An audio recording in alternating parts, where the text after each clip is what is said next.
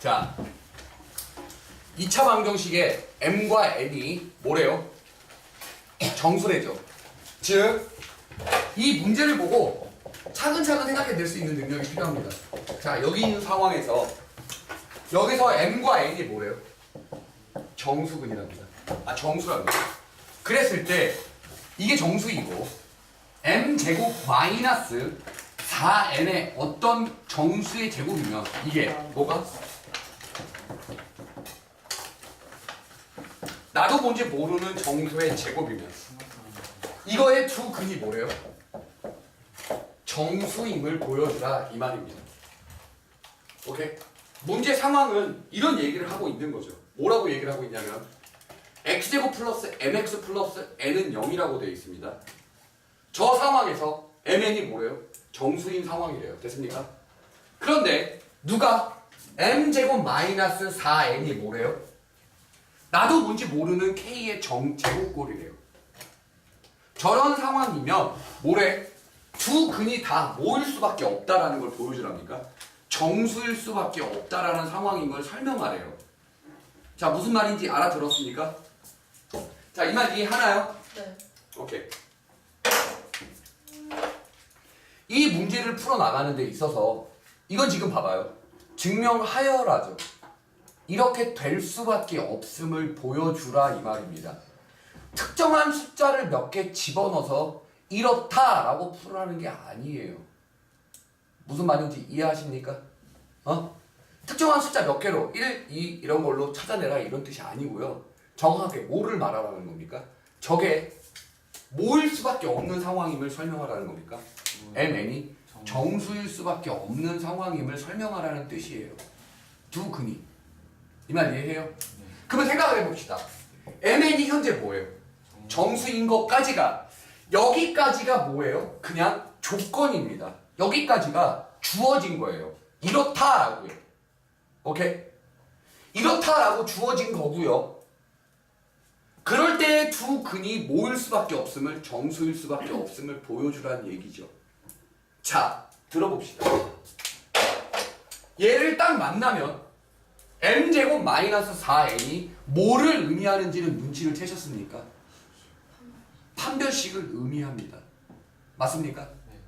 이 말 이해해요? 그럼 m제곱 마이너스 4n 판별식. 근데 판별식이 어떤 정수의 제곱꼴입니다. 그럼 그 상황은 딱 두 가지로밖에 나타나지 않습니다. 어떤 상황으로 나타나냐? 0이 되든가 판별식이 아니면 뭐든가 양수든가. 왜? 실수의 제곱은 뭐일 수밖에 없다? 0보다 크거나 같을 수밖에 없다라는 뜻이거든요. 이 말 이해하시겠어요? 됩니까? 오케이. m제곱 마이너스 4n에서 찾은 게 지금 저 이야기입니다. 어떤 이야기요? 판별식이 어떤 정수의 제곱꼴이기에 저 두 가지 상황으로 나타날 거다라는 얘기를 한 겁니다. 이해하시죠? 오케이. 자, 그러면 이 양수도 반드시 정수의 제곱꼴이니까 양의 정수라는 형태로 가야 돼요. 판별식 자체가요. 맞죠? 그쵸? 0보다 크거나 같은 양의 정수꼴로 가야 하는 상황인 겁니다. 자, 이 상황에서 판단을 해보겠습니다. 이제부터. 잘 보세요. 일단 0이라고 한다면 반드시 모여야만 합니까? 저게 반드시 중근일 수밖에 없어요. 맞죠? 근데 양의 중근인지 음의 중근인지는 전혀 모릅니다. 이해하시죠? 이 말 이해하시겠어요? 자, 봅시다. mn이 정수. 근데 이거에 두 근이래봤자 중근일 수밖에 없겠죠. 이 상황에서는요. 그 근을 알파라고 놔보겠습니다. 맞습니까? 네. 이 근이 뭐라고요? 알파라고요. 그럼 이 방정식이 다시 써져야 합니다. 중근이기에 완전 제곱식 형태가 써져야죠. 그래서 이렇게 표현이 돼줘야 합니다. 이해하시겠습니까? 네. 됐나요? 이해하시죠? 그럼 얘를 풀어봅니다. 실제로 이렇게 나타나겠어요. 맞아요? 네. 근데 m이 누구래요? 마이너스 2알파 맞습니까? 이해해요? n이 누구래요? 알파제. 알파 제곱이라고 한답니다. 그럼 이것 값도 뭐일 수밖에 없다? 정수일 수밖에 없다라고 써있죠. mn이 정수니까. n도 뭐일 수밖에 없다? 정수일 수밖에 없다라고 되어 있습니다. 이해하시나요? 여기까지요. 그럼 저 내용을 찾아갑니다. 어떻게 찾아가는지 잘 보시죠. n이 정수이려면 알파는 크게 두 가지 형태로 나타나요. 어떤 형태와 어떤 형태로요? 2분의 분수꼴일 경우가 있겠죠. 알파가. 어떤 꼴? 2분의 k. 단 이건 기하분수꼴이라고 할게요. 또 알파가 그냥 뭐일 수 있어요? 지금 정수 형태 그대로니까요. 그냥 얘가 정수일 수 있습니다. 이해하시죠? 1번 조건과 2번 조건으로 나눠질 거예요. 1번 조건일 때요. 얘도 뭐여야 돼요? 1번 조건일 때 알파 제곱도 정수여야 되죠. 그러면 4분의 k 제곱도 뭐여야 돼요? 정수여야 되는데 이 2분의 k가 기하분수라는 건 더 이상 약분이 안 된다는 겁니다. 맞습니까? 네. 이해하시나요? 그러면 더 이상 뭐가 안 돼요? 약분. 약분이 안 되죠. 이대로 분수꼴 나오죠. 네. 그래서 n이 이건데 정수입니까? 정수가 아닙니까? 정수가 아니라서 알파는 2분의 k가 될 수 없겠구나 라는 결론을 내리시면 돼요. 이해하셔요? 네. 두 번째, 알파가 뭐라고 할 때요? 정수. 정수라고 할 때요. 알파가 정수면 그냥 어떤 꼴이라고 볼까요? k꼴이라고 놔볼게요. 그러면 n 정수 마이너스 2k니까 맞죠? n도요. 정수의 제곱이니까 뭐가 돼요? 정수가 됩니다. k제곱 즉 정수죠. 이 말 이해하시겠습니까? 이해하시나요? 오케이. 그래서 정수가 맞습니다. 됐습니까? 여기까지요. 알아들어요? 오. 그럼 완전 제곱식인 상황에서 mn이 정수라는 전제조건 하에 이 2차 방정식의 근은 뭐일 수밖에 없어졌어요? 정수일 수밖에 없어졌어요. 오케이. 증명 첫 번째 거 해결했죠. 됐죠? 이 조건에 대한 증명 해낸 겁니다. 이해하시겠습니까? 네. 됐나요? 오케이. 다음은요. 지워도 돼요? 네. 이거 알아듣겠습니까? 네. 오케이. 다음요. 지울게요. 지워도 되죠? 다 지금 정리된 거죠? 네. 오케이. 다음. 이번에 양의 정수, 즉 서로 다른 두 근이라고 해보겠습니다. 오케이? 판별식 D가 0보다 커져서요. 이 상황에 대한 이야기를 이제 해볼게요. 양의 정수면 이거의 방정식의 근은 몇 개다? 네. 두 개다. 근데 그 두 근이 뭐다? 알파, 베타가 된다. 이 말 이해하셔요? 네. 그러면 근과 계수의 관계 두 근 알파, 베타라고 놨을 때 마이너스 m이죠. 이해하십니까? 네. 두 곱은요? N. n입니다. 됐나요? 이해하셔요? 네. 여기까지는요. 자, 두 개가 다 어떤 건지 모른다 치겠습니다. 오케이? 둘 다 뭐가 뭔지 모른다고 칠게요. 여기서부터 배경지식 설명이 쫙 들어갑니다. 기억하셔야 돼요. 교육과정상에 빠져있어요. 니네 교육과정상에 없습니다. 하지만 옛날 교육과정에 있었고요. 대학교에 뭐 본고사를 보던 수리논술을 보게 되면 어차피 배우게 될 거니까 미리 지금 내가 말한 배경지식을 설명 이해합니다. 지금부터 설명하는 걸 다 알아두셔야 돼요. 알겠죠? 여기서 닫혀있다라는 개념에 대해서 설명할 거고요. 그리고 또 하나는 여기서 잘 생각해 봅니다. 닫혀있다가 있으면 우리는 여기서 귀류법이라는 걸 통해서 이 결론을 또 증명해 나가기도 해야 해요. 이것도 아셔야 됩니다. 닫혀있다 먼저 설명하겠습니다. 들어보시죠. 자, 뭐가 닫혀 있는 거예요? 그 개념에 대해서 설명해요. 이거 많이 써야 돼요. 졸라 길어요. 다른 데는 써요. 아니요, 마음대로 하세요. 어차피 존나 길어요. 한 바닥 씁니다.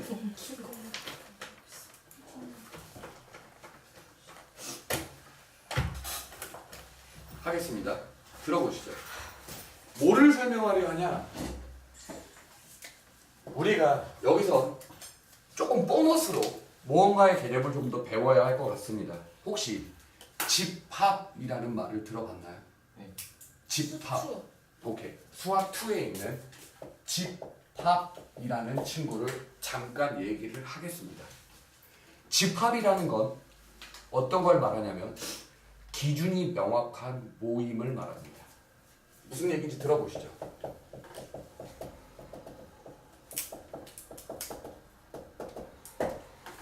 이 모이는 기준이 명확한 걸 집합이라고 합니다. 예를 들어 예쁜 꽃의 모임. 그 예쁘다는 건 기준이 명확치 않죠. 왜 웃어? 이해해요?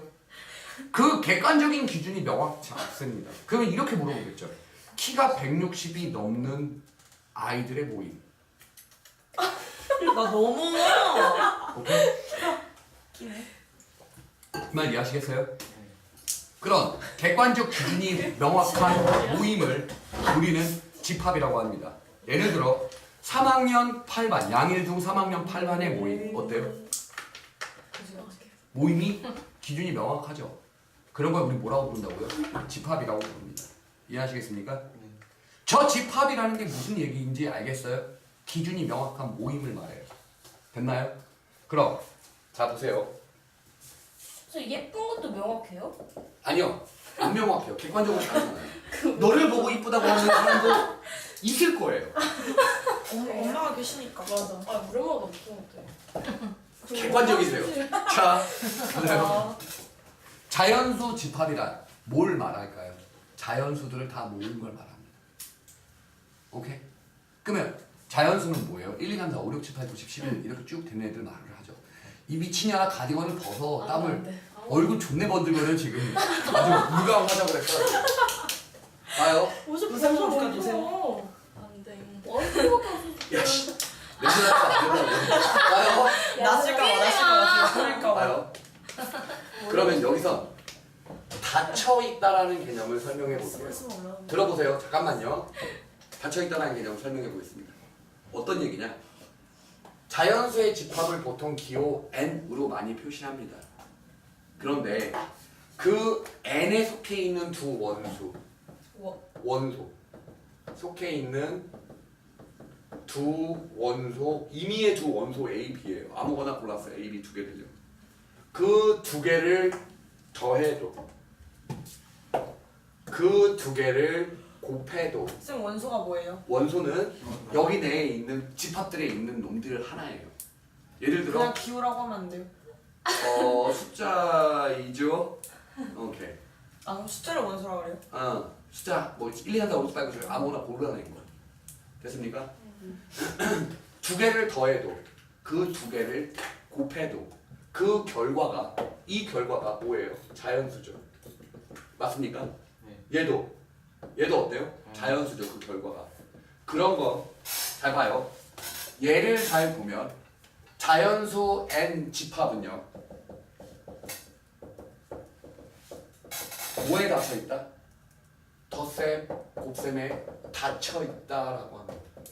무슨 뜻이냐면 그 연산의 결과가 그대로 자연수 범위 내에 들어있죠. 열려 있는 애도 있어요? 열려 있다고 하지 않습니다. 닫혀 있지 않다라고 얘기해요. 보세요. 하지만 보세요. 뺄셈은요. 뺄셈 항상 그 결과가 자연수라고 확신을 가질 수 있어요? 없어요. 없죠. 그래서 이렇게 씁니다. 자연수 집합 n 집합에 대해서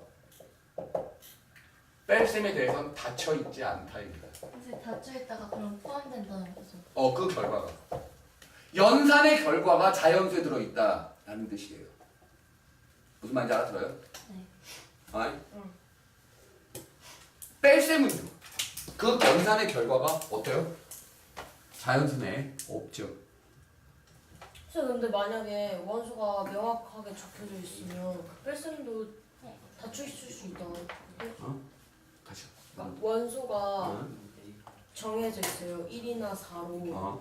그럼 뺄셈도 자연수잖아요. 1 빼기 4. 마이너스 3에. 정해져 있지 않고요. 자연수 전체 집합에 대해서 얘기를 하는 거예요. 모든 자연수에 다 돼야 돼요. 그럼 나눗셈은 뭐예요? 나눗셈은 안 되죠 당연히. 3분의 2. 나눗셈도 마찬가지로 어때요? 닫혀있지 않습니다. 공통으로 돼야지 인정해 주는 거예요. 몽땅 다 돼야지. 어떤 숫자도 다 골라줘도 다 돼야 돼요. 이런 개념이 뭐다? 닫혀있다라는 개념입니다. 이해하시겠습니까? 됐나요? 네. 자, 결과는요. 자연수는요. 덧셈과 곱셈에 닫혀 있습니다. 이해하시죠? 그럼 생각해보죠. 정수 집합을 보통 n이라고 하거든요. z라고 하거든요. 보통 정수 집합은 z라고 씁니다. 야, 정수라는 건 덧셈에 대해서 어떻게 돼 있어요? 닫혀 있지. 맞아? 네. 뺄셈에 대해서도 닫혀 있습니다. 생각해 보세요. 마이너스 A도 정. 아, 됐습니까? 네. 이해하세요? 반응해요. 이해해요? 네.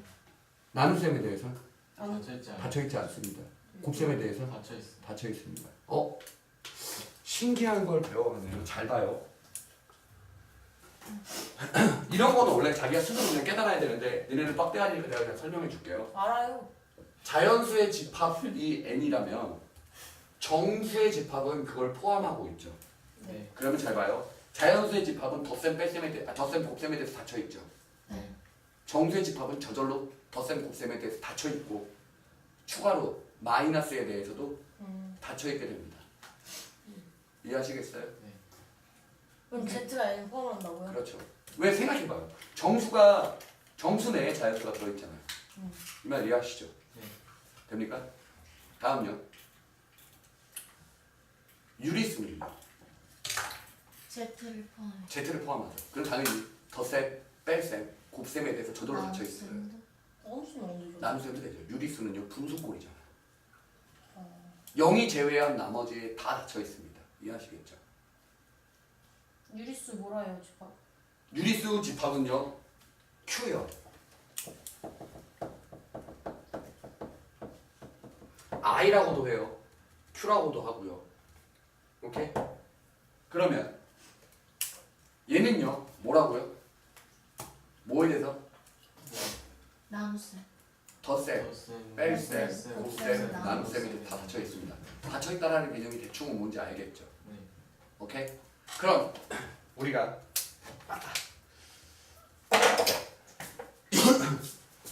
이제 여기서 이런 내용을 생각해낼 수 있습니다. 잘 봐요. 두 수를 더했을 때 정수예요. 됐나요? 두 수를 곱했을 때도 정수래요. 그러면 그 두 수는 덧셈과 곱셈에 닫혀 있는 거. 정수는 확실하죠. 자연수도 마찬가지지만 얘 음수 때문에 정수인 게 확실하죠. 네. 맞아요? 네. 그래서 우리가 허리를 찔러서 배웠던 부분이 하나가 있어요. 이걸로만 증명이 안 됩니다. 배경식 첫 번째 이거고요. 니네가 3학년 1학기 때 배웠어요.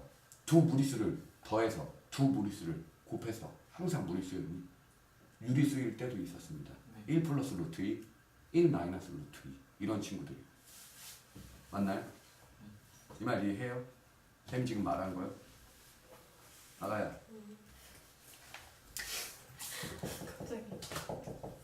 두 개 더해봐요. 2. 정수죠. 두 개 곱해봐요. 정수죠. 정수잖아요. 될 것 같죠? 누구 때문에 안 돼요? 제곱수가 나와야죠. 넣었을 때 제곱수 나옵니까? 안 되게 되죠. 무슨 말인지 알겠어요? 네? 지금 쌤이 말하는 게 무슨 말인지 알아듣죠? 저걸 넣어서 제곱수가 안 나와서 지금 누구를 증명하지 않아서 누구를 쓰지 않으니까 규류법을 쓰지 않으니까 이렇게밖에 설명이 안 되고 있어요. 일단 이 얘기는 이해하시겠죠? 그래서 두 수를 더해서 두 수를 곱해서 될 수 있는 건 정수일 수밖에 없게 된다라는 얘기를 이렇게 할 수 있습니다. 일단은 여기까지 가능해요. 이해하시겠습니까? 이제부터 닫혀있다 개념 알겠죠? 이제는 누구를 더 추가한다면 규율법이라는 걸 추가한다면 귀류법이라는 걸 추가한다면 굳이 저렇게 복잡하게 증명하지 않고도 해낼 수 있다라는 걸 보여줄게요. 자, 여기까지 됩니까? 쌤 써놔도 되죠? 네. 오케이, 지웁니다.